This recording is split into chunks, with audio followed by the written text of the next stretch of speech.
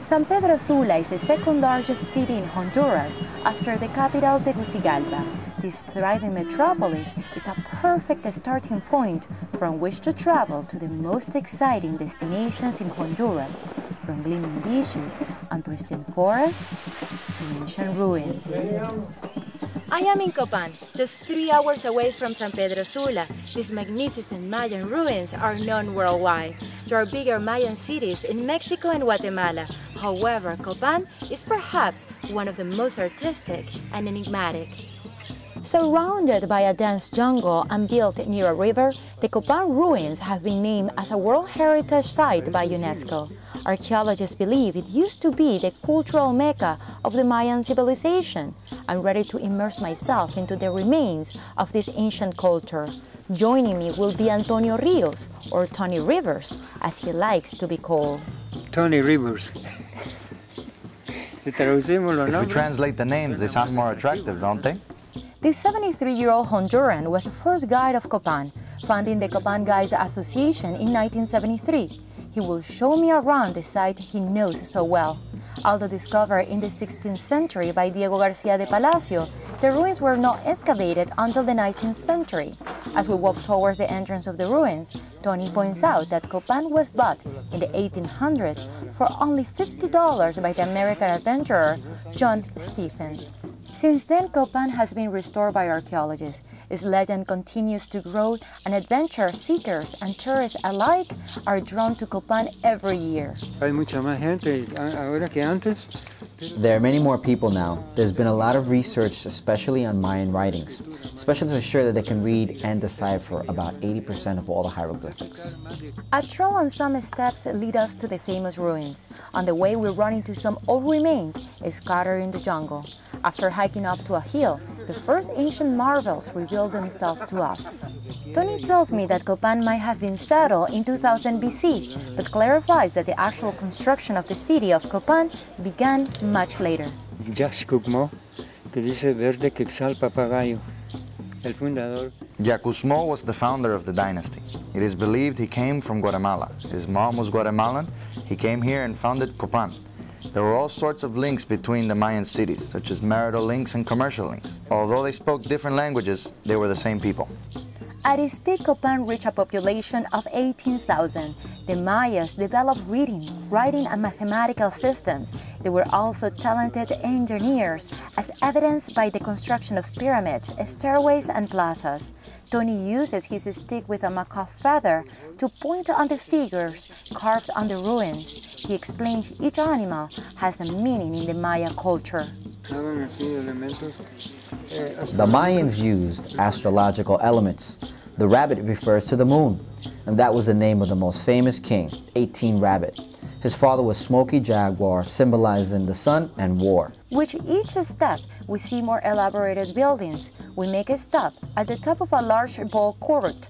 The game was not precisely for fun. The Maya ball game is best known for the sacrifices that follow. Self-mutilation was a common way to pay tribute to the gods. The Mayans punctured the most sacred parts of their body in self-mutilation. They burned their bloods. They believed that the gods were happy to receive the blood in the form of smoke. They got into trances and used drugs like mushrooms. In the trance, they thought they talked to the gods and received a message to pass to the people who waited in public squares. Tony and I then make our way to the Great Plaza, where Copan's greatest treasure is, the hieroglyphic stairway built by King Smoke Shell.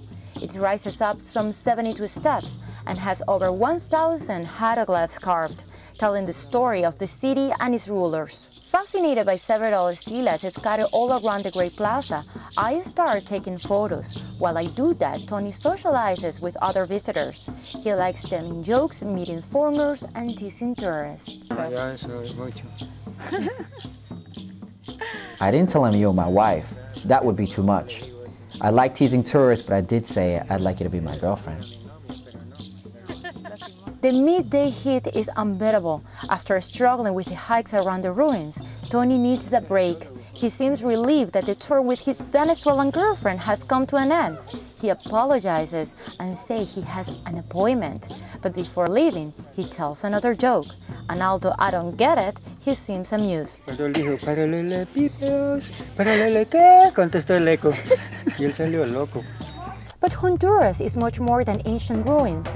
This is a country of vast, pristine nature, yet to be explored, including the highest density of cloud forests in anywhere in the world. This untouched territory is a dreamland for the adventure spirit. It also offers endless opportunities for outdoors activities, from waterfall rappelling and canopy to mountain biking. After going inside the deep forest and doing all those outdoors activities and exploring and learning about the Mayan culture, I decided to take a break. So Juan Carlos, my Honduran host, takes me to another little explored area, a beach in Tela, in the Caribbean Sea, with crystal waters, soft sand and cool breeze. We drive through a little road, reaching a bunch of huts, where I meet Genaro, sort of the chief of the village of the Garifuna people. Yo le estoy diciendo la mera neta, la verdad. He arranges a boat ride for us. Juan and I are quickly surrounded by manglar in a lake that leads to the open sea.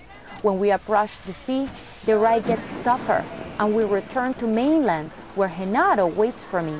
Yo le ofrezco, no solamente yo creo. We all in the village offer visitors a tranquil and relaxing adventure in return of some help, good help for the community.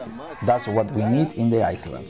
We need that good hands, fresh ideas, support. My Honduran adventure ends here.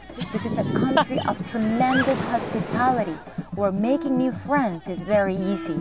A nation that combines a vast cultural and natural heritage with countless opportunities for relaxation, fun, and adventure.